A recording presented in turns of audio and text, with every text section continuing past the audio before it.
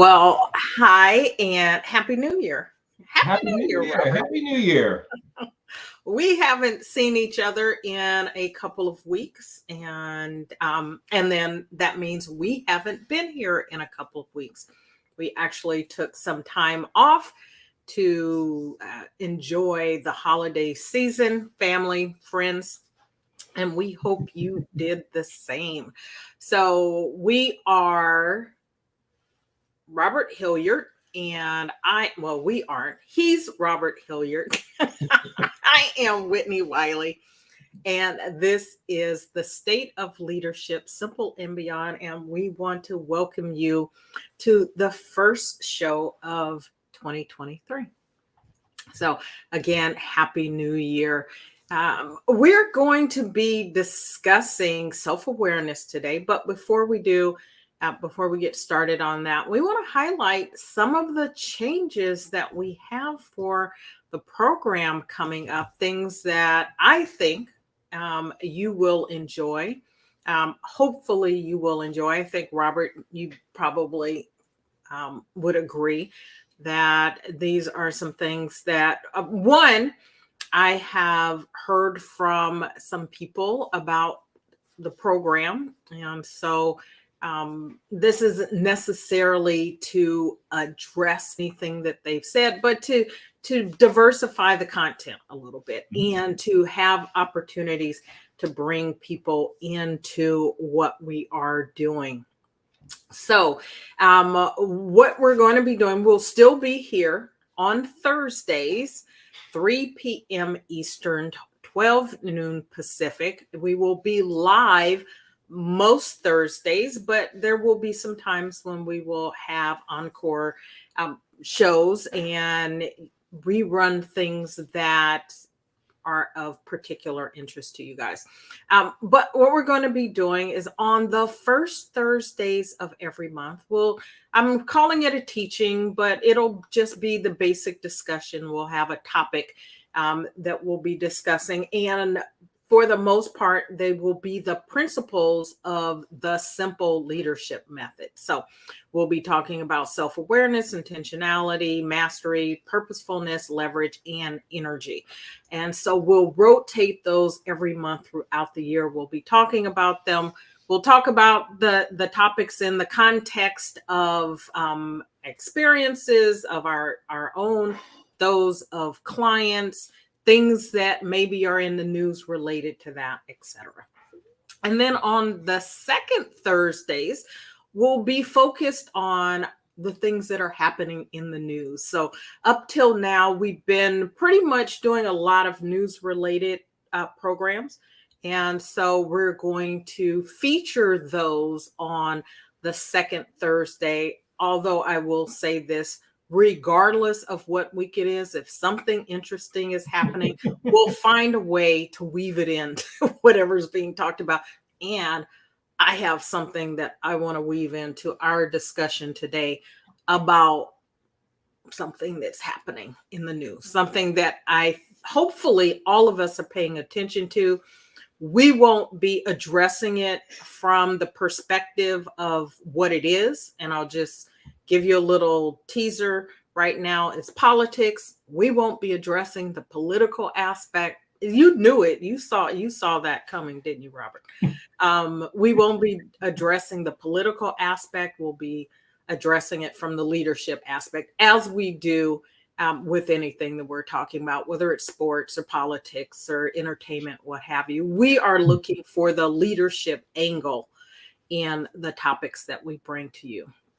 On the third Thursday, we're going to be having guests. And so here is an opportunity. If you are working in the leadership arena, if you are a leader by title or in some other manner, and you would like to appear on the program and talk leadership with us, share your journey, share the lessons that you've learned on your leadership journey, we would invite you to reach out to us about being on the program. We will actually have, and I'll get that out as soon as it's finished, an application that you can complete. And it's not so much that you have to apply, but it gives us the information that we need in order to figure out when to schedule you, what you're talking about, to make sure it fits within the flow of the timing of topics that we have throughout the year. And then if you are doing something of particular interest, have a book or a program that you want to share, we can discuss the opportunity for you to do that. And then I think one of the highlights of what we're doing this year is the book club. And so we are going to be on a reading journey this year, because leaders are readers, right? Leaders are people who are constantly learning and growing, and reading is one of the ways that we do that. And so we're going to be reading a different book each month. Robert has selected 6. I have selected 6, and we've got a calendar laid out for the year. We'll introduce the timing of those books going forward. But that's one of the things that we're going to be doing. And then on those few months when there is a 5th Thursday, we'll talk about whatever's happening in the news. We'll see what happens. We'll go with the flow on those 5th Thursdays and see what's happening, except for in November. The 5th Thursday is we'll use that for what would have been the 4th Thursday, because 4th Thursday falls on Thanksgiving, or Thanksgiving falls on the 4th Thursday. So we'll do book club on the 5th Thursday in November, but we will keep you informed of all of that moving forward. So Robert, what are your thoughts about what we're going to be doing coming up this year? I'm excited. I think shaking things up is always good. Getting some change in there. You know that most people, including myself included, like things stable and don't, like the structure. But it's good to shake things up. It's good to try something different. I really am excited about the book club. And I want to say read or reread certain books, because we're really talking about books that have really influenced us. Yeah. And books that we feel will help the people that watch the show. So absolutely, some of those books we have on our list are things that they're new for me. Some of them on Whitney's side, and some of the books that I'm going to be talking about will be new for her. So it's going to be very interesting, and I'm looking forward to learning a lot from your experiences reading the books that you've read. Absolutely. And so I will say this, that the books approach the topic in a couple of different ways. Some are more personal development related, and that is the aspect of leadership that's about you, your continual growth, your mastery of yourself, your mastery of the subject matter, relationships, etc. And then the others are more leadership specific, team building, and about your specific leadership qualities and skills, and developing them. So we've got, I think, a nice mix of the two. It give you an opportunity to sort of go in hardcore and then sort of take a step back. We're going to ease you into it, unless you're not a morning person, in which case you might feel like, well, that's not really easing me into it. Our first book is The Miracle Morning by Hal Elrod. Have you started reading it yet, Robert? Not yet. Okay. It's on my list, though. I'm about halfway through. I actually have not read this book before. Okay. And what's really interesting is that I didn't realize that I hadn't read it. I've been doing a Miracle Morning, or I started doing a Miracle Morning years ago. And then sort of fell off, right? Things happen, life happens, things change. And I wasn't doing it as, let's say, as in a disciplined manner as I had for a period of time. And I can honestly say that when I was diligent every morning, getting up and doing it, I saw huge changes in myself and and in my business. Mm. And so it made a tremendous difference. I would say that this last year I wasn't as diligent, and I was riding the wave of all the things that I had sort of put into place. And so I'm ready to get back on track. And so I'm reading the book, but there are a number of books in the series, this Miracle Morning series, and I actually had read two of the other books. The basic bottom line principle of the book is this concept that's called lifesavers, and it is what is the basis of the routine that you would have every morning. And so the thought here is that to be the best leader that you can be, you have to be the best person that you can be, right? At least that's my philosophy. That you want to lead better, be better, right? If you want to lead better, be better. And so that's what we're focusing on to get started is how you can be better, tapping into your potential, and how you can take your life to the next level. You do that, you can share that with others, which is a lot of what leadership is about, being an example. And so that's where we're going to start. Get your book, get started reading. We are going to be discussing the book on the program on January 26th. January 26th is the fourth Thursday, and that's the day we'll actually be here discussing it. If you are in the process of reading it or have completed reading it, we would invite you to join in the discussion when we have it. And then from January 30th through February 28th, we're going to together do the 30-day challenge that is a part of the book. So the thought is you have until the 26th, finish the book. And then on the 30th, which is the following Monday, we would start together doing the challenge, and right, that would run through the end of February. So that's sort of the plan. I hope that works for all of you. And if it doesn't, make it work. If it doesn't, it's okay too, right? Yeah, absolutely. Make it work.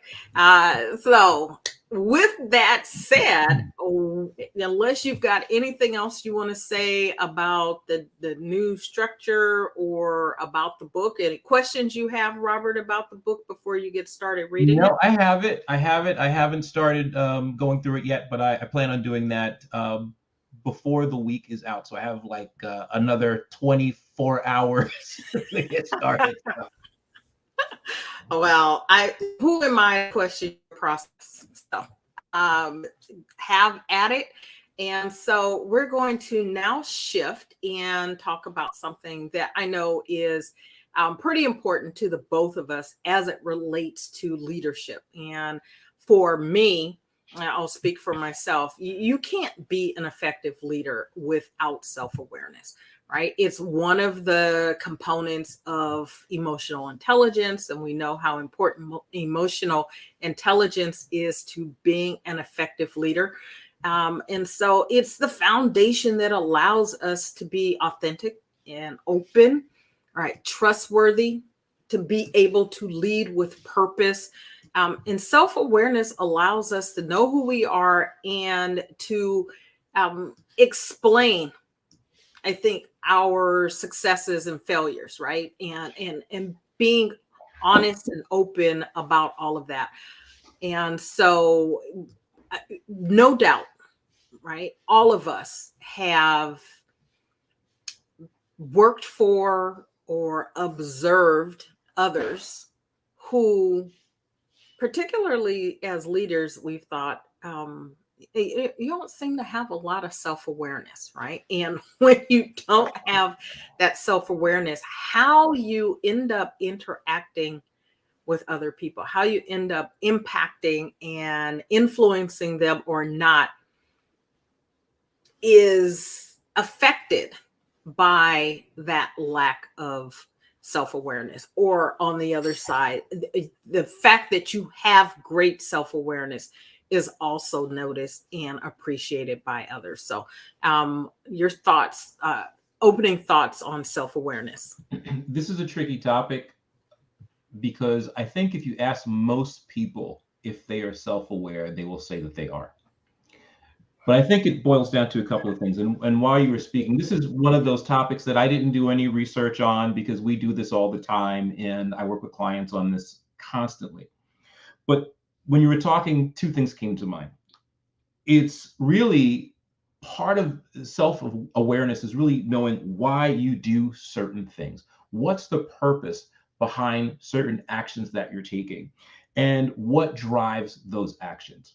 And if you look at a lot of leaders, and just think of any leader that you happen to see on a regular basis, whether it's on TV, whether it's from the political arena or from the business arena, if you start to break down the reason why they are doing things, what you think their reasons are, it most likely will seem to you that is from an ego standpoint. A lot of times, that doesn't mean that that's what they're thinking.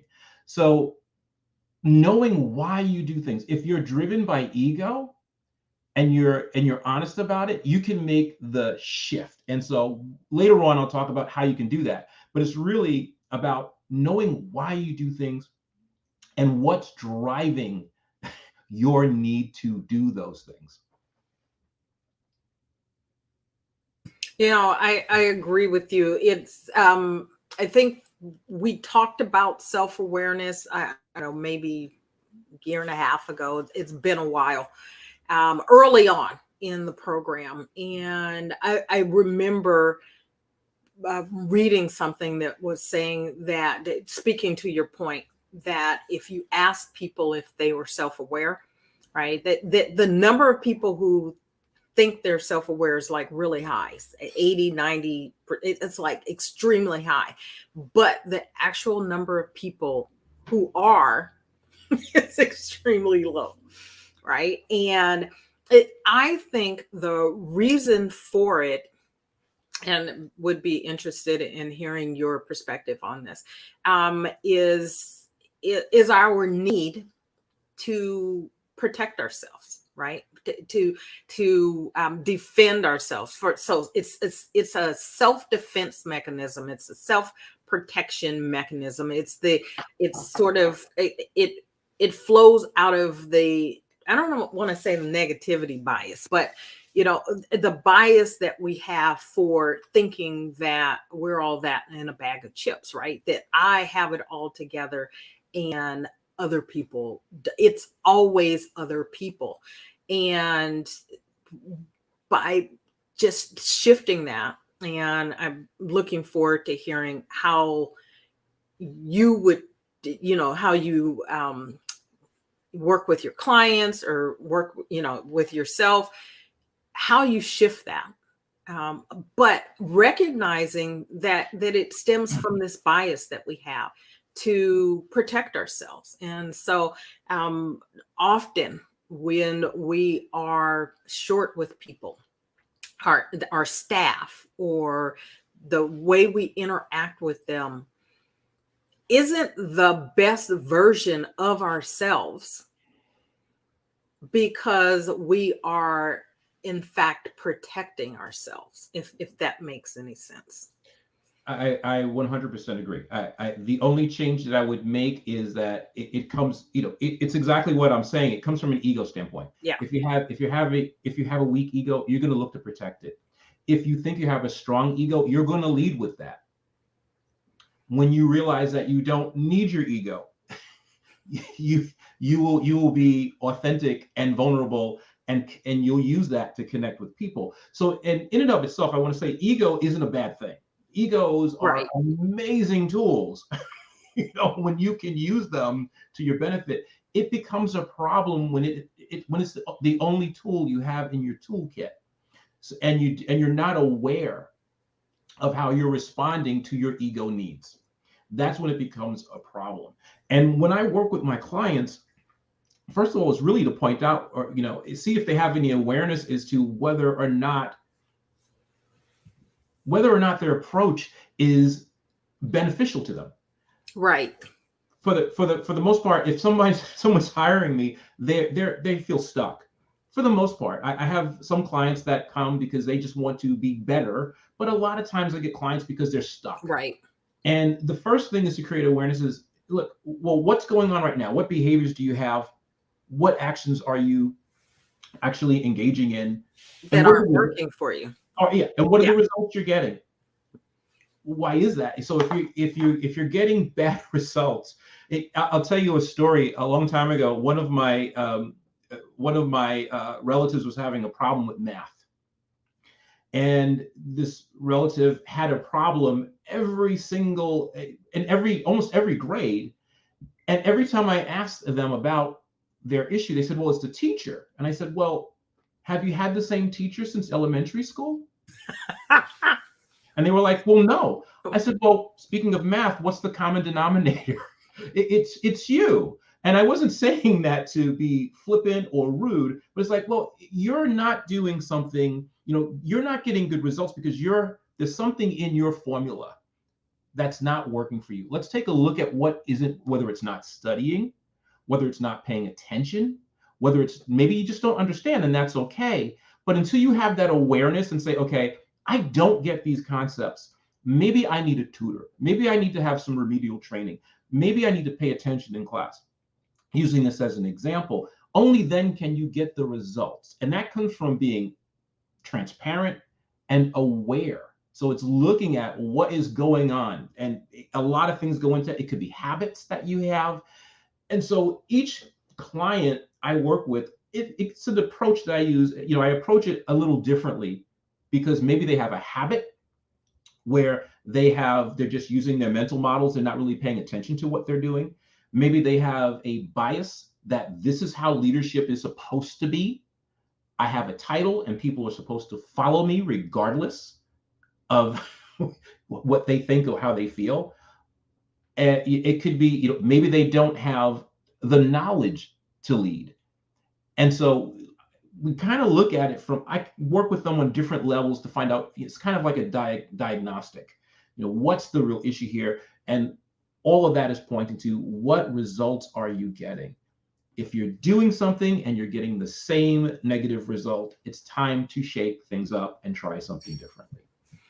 No, I absolutely agree. And one of the things that, as you were talking, it occurred to me about it, at least this aspect of working with my clients is that they do have some self-awareness, at least around some things, right? That is sort of the impetus that has them reaching out. There is an awareness that something is not working, whether it's behaviors or habits or whatever it is, that something's not working. And if I'm going to get the result that I want, I actually have to do something different. And the way that shows itself, I think, in leadership is two. One is this whole concept that I mentioned earlier, that to be the best leader that you can be, you start by being the best human that you can be, being the best version of yourself that you can be. And as you do that, right, as you do that, you can shift and start addressing the other side. So there's the piece of you that is about you. And then the other is how you actually are interacting and impacting other people. Right.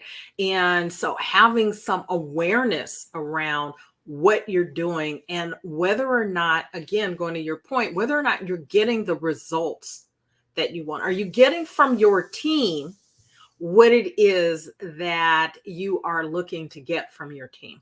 And I'm not talking about just getting the work done, right? That part is sort of easy because you can use your legitimate authority and order them around to get them to do what you want them to do, as long as they will stay.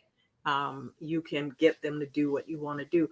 But if you are looking at leadership and in your power more as an influencing, coming from a perspective of influence rather than ordering people around, having some awareness about how you're interacting, how you're relating to people, how you are, whether or not you actually are influencing them, right, makes a huge difference.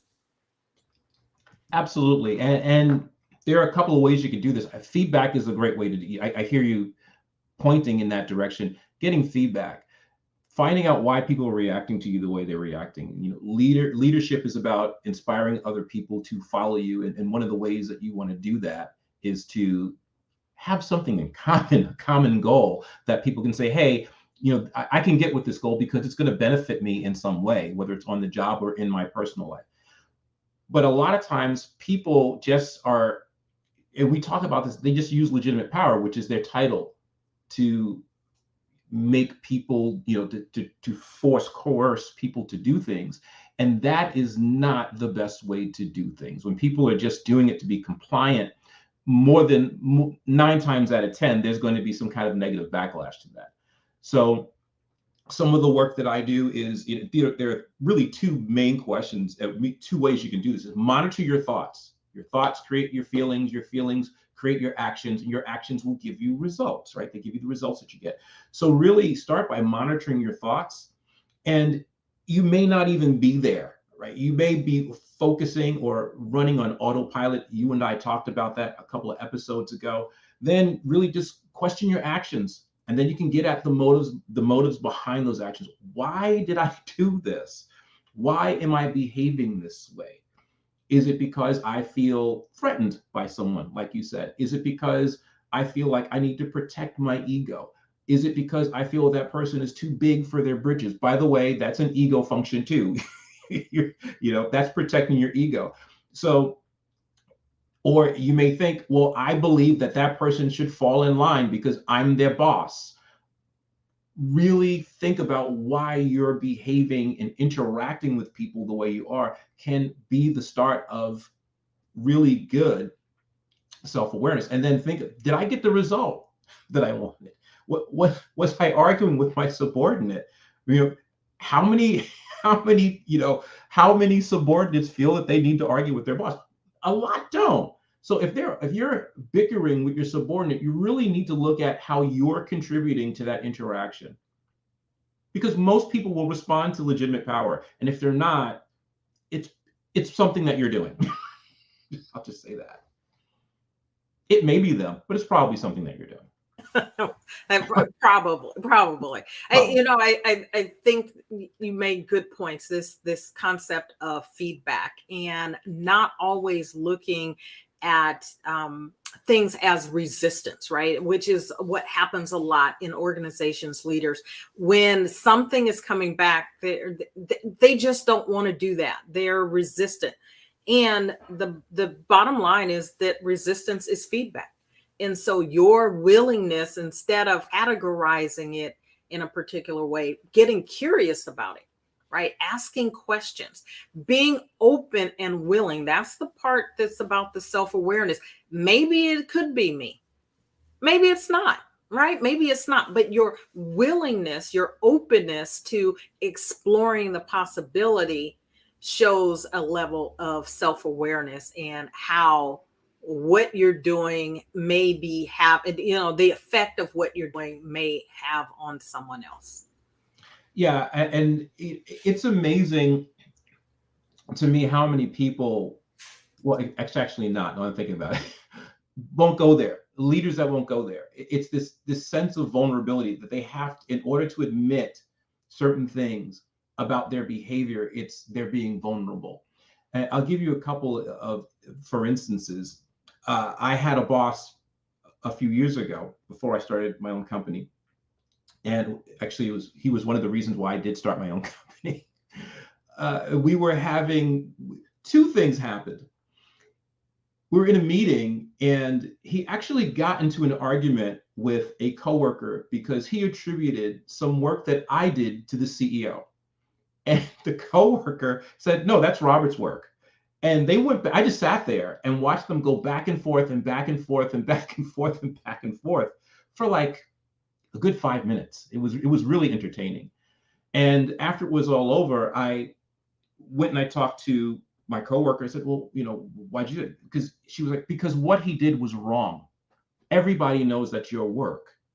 So then I went to him and I had a conversation with him. I said, I think it's very interesting that you gave credit to the CEO for something that you know that I worked on. And I said, well, why did you do that? And at first he wouldn't answer.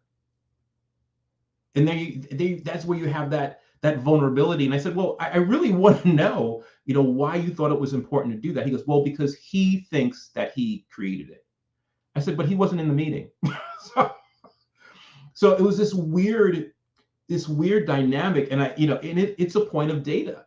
And that gave me a lot of information about my boss and how he operated and about his unwillingness to be self-aware. I actually had to prod him gently, but still prod him to get information, because he did not want to admit that, well, if you just create stuff and I give it to the boss, he's going to like me better because he likes the stuff that you do. And I just give him credit for it.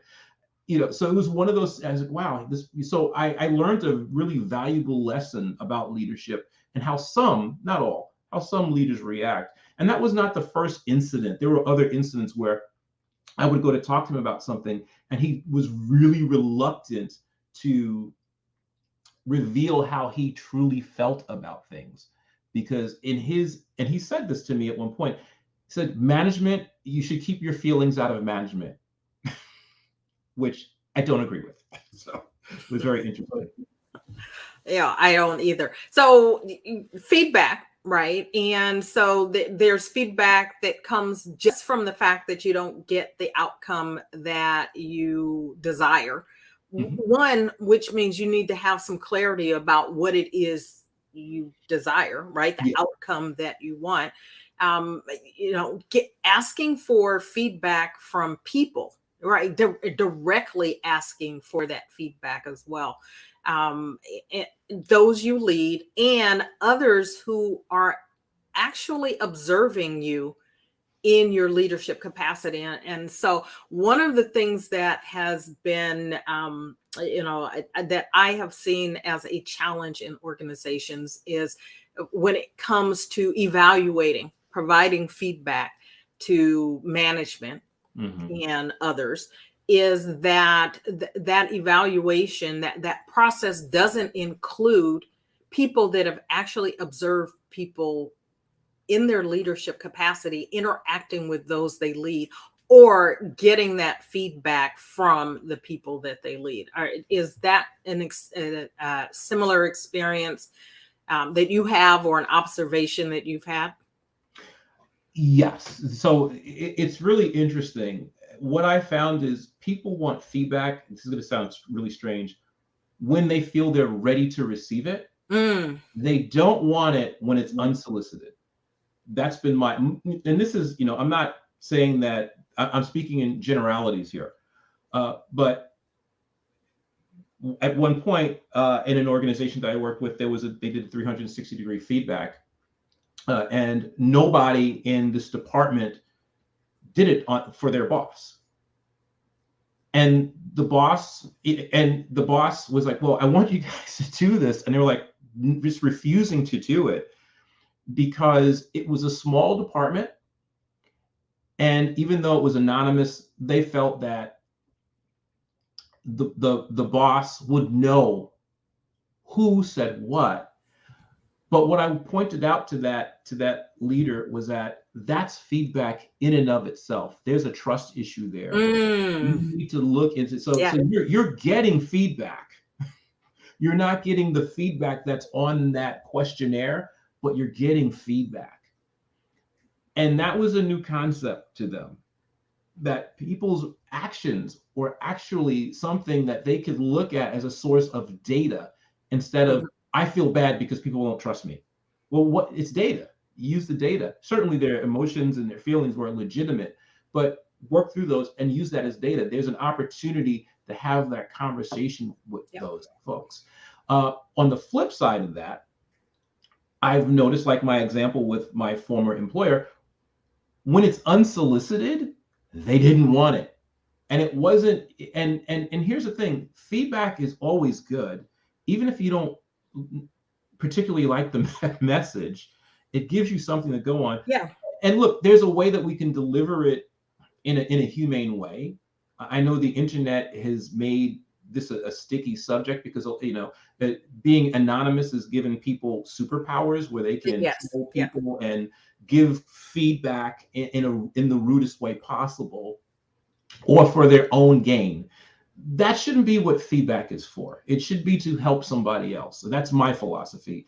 If you truly see something that you can contribute to the conversation that would make it better for the other person, you should certainly do that. But I think that the internet has kind of given people, you know, the Hyde has come out instead of Dr. Jekyll. The Mr. Hyde has come out in a lot of people when they give feedback, and they don't necessarily do it in the most humane way. I want to use that as a segue to actually talk about something that's in the news, but something that I'm actually hoping we can do a deeper dive on next week.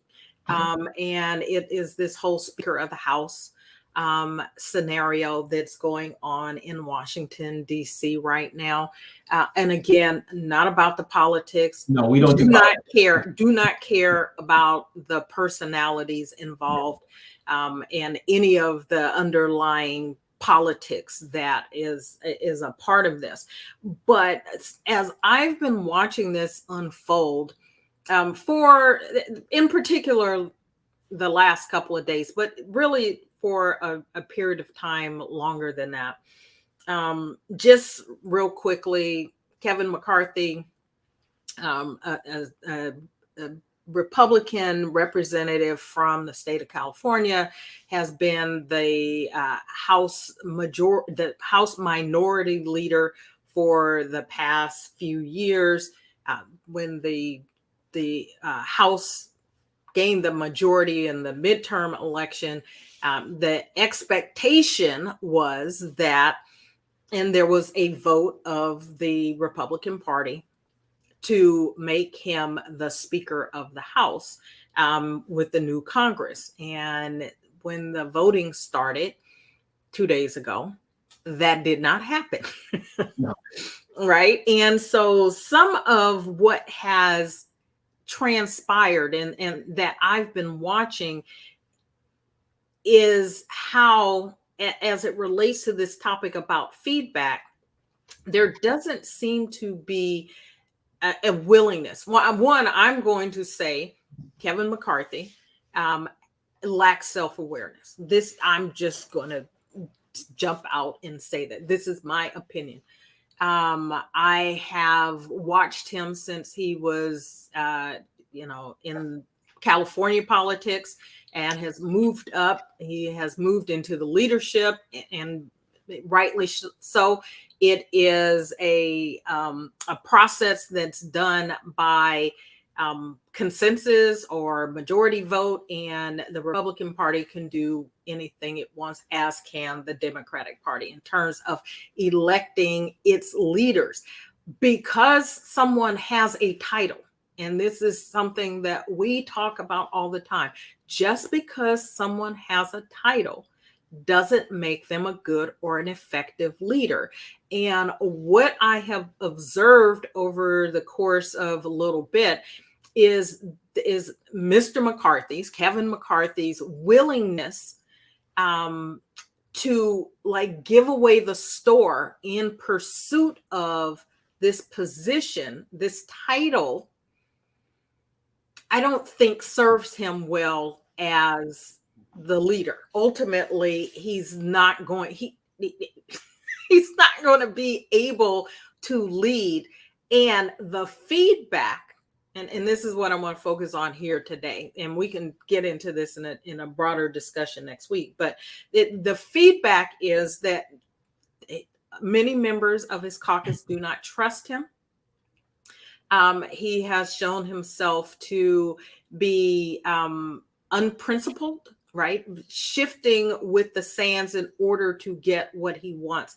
And I recognize that for a lot of people that pursue positions of authority, positions of power, whether it's in politics or corporate world, that they are willing to do anything to get that position. You compromise your principles when you compromise your principles, or you have none, or you compromise your values, other people are not able to trust you, and you cannot lead people, or at least you cannot lead them well, when there's no trust, when there's no foundation of trust. And so what I'm seeing is that there's this sense of feedback that's here that is not being paid attention to, because and this goes back to your very first point about ego, and self-defense, I think, in a lot of herself, and self-protection. And a comment that he made about he had earned this position. You can say that you've earned something, that you've done everything you need to do, but if the people who are supposed to be following you will not follow you voluntarily, you've got a problem, right? You've got a problem. Well, part of self-awareness, after you gain self-awareness, self-awareness allows you to be aware of the people that you are leading, or your team. So it allows you to know your audience, or to know how you will mesh or not mesh with your audience. So there are certain people, I consider myself fairly high aware. I'm not saying I'm enlightened, but I do. There are certain people that I do not mesh with, because I'm aware enough to know how I will interact with them, how they may respond to me, how I may respond to them. It doesn't mean that I avoid them. It means that I interact with them on a different level. I can adjust how I interact with them. It may be avoiding political things. It may be shifting the conversation if they bring up political things. It may be not talking about my business because they may not be into that. It's about, so you need to, when you have self-awareness, it allows you to gauge how your personality will mesh with, it helps you read the room. And so what I see here, when you were talking about him, it's the same thing, or it's very similar. I don't want to say the same thing.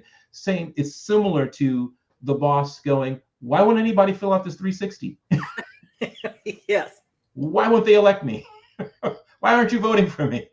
So it's there's a message there, right? And the message is not, well, I'll just keep doing whatever it takes to get you to like me, because that's not necessarily, that's disingenuous.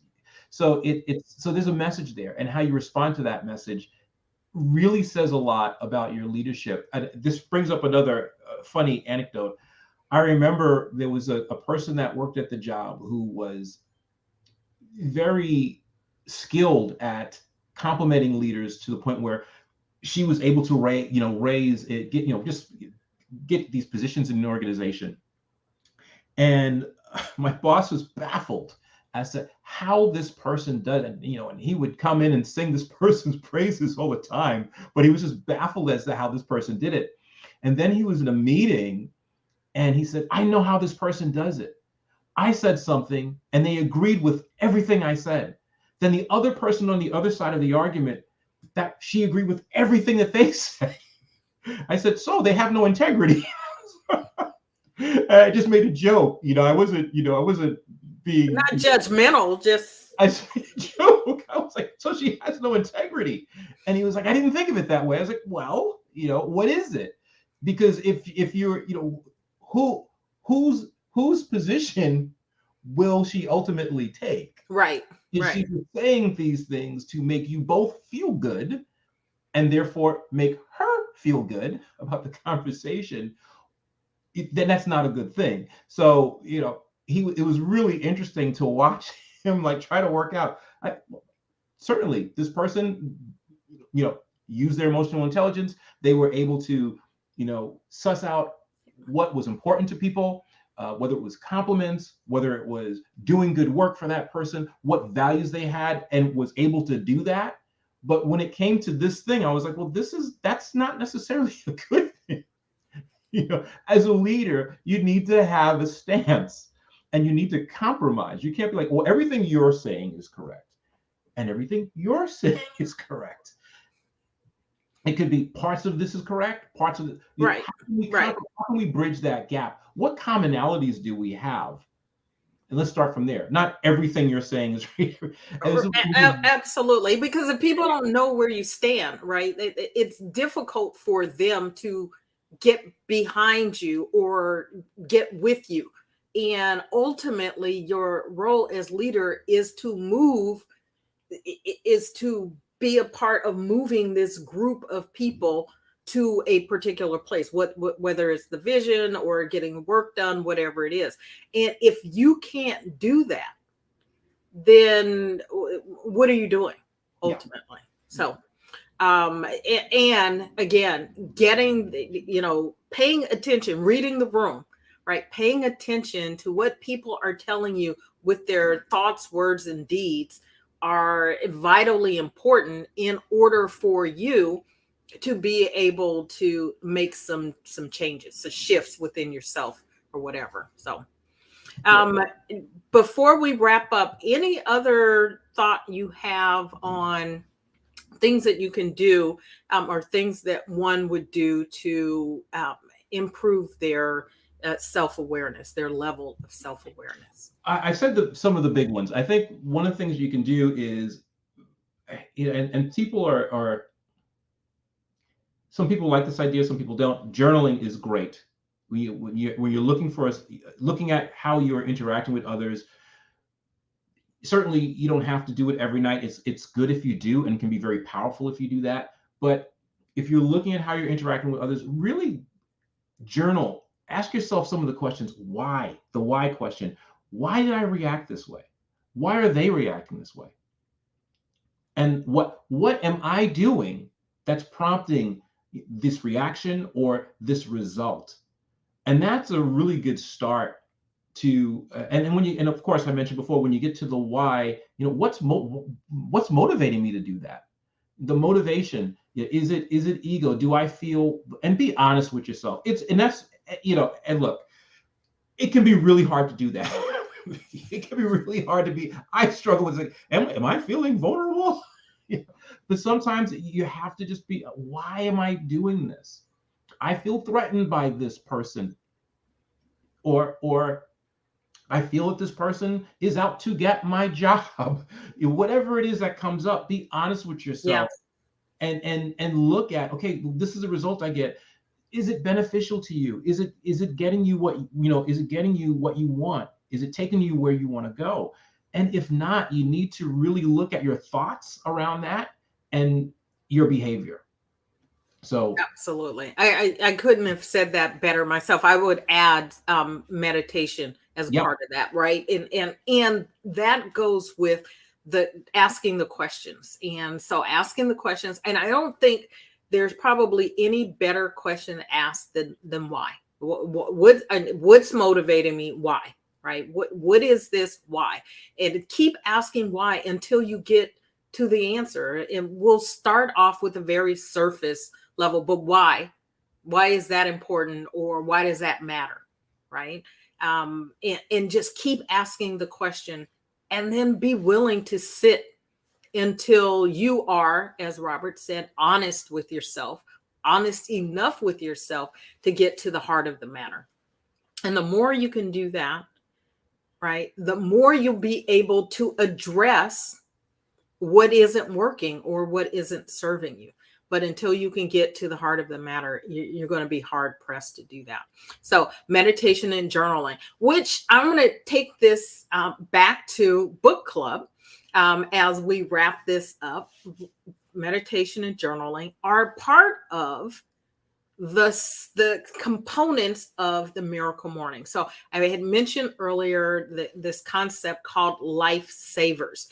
And savers is an acronym for silence, which is meditation, prayer, being quiet, listening, right? Asking questions, listening, silence, affirmations, visualization, exercise, reading, and scribing, journaling. Right. So having those two components as part of your daily ritual, morning ritual. But in reality, if you don't do it in the morning or you're not a morning person, as long as you do it, as long as you get it done, right, it is a part of helping you to tap into who you are, who you want to be, identifying the gaps, and helping you to put together the plan that helps you get from where you are to where you want to be. And that's what we're here for, to help you do that, to help you get clarity about who you are and who you want to be, particularly as a leader, so that you can be not just the best leader that you could be, but the leader that you would want to follow, right? Be the leader that you would follow. And if you can do that, you can be the best version of yourself and the best leader that you can be. You can't help be that for your team, for your people. So with that, we want to thank you for joining us today for the State of Leadership, Simple and Beyond. We were talking self-awareness today. Next week, we are going to be tapping into what's in the news. I'm going to be petitioning to talk about, to get into a little more detail about the leadership issues around what's going on with the Speaker of the House. I'll see if Robert will agree with me or if he will veto my vote for that. And if he vetoes it, we'll be talking about something else. But if we talk about something else, he'll have to come up with it. Otherwise, that's my vote. So we want to, I concur. we want to invite you to join us next week for that conversation. And to invite you to join us in our journey in reading the Miracle Morning. So that's our book club selection for January. We will actually be discussing the book on January 26th. So put that on your calendar. Read the book, plan to join us on the 26th, and then plan to join us the 30th of January through February 28th on the 30-day challenge for that. So with that, again, if there's anything that we can do, please reach out to Robert or I. If you need a coach, an executive coach or a career transition management coach, please reach out to us and let us know how we can help you, or if you've got some organizational issues that you need addressed, please feel free to reach out. And until next time, again, Thursdays, 3 p.m. Eastern, 12 noon Pacific. Until next time, take care. See you soon.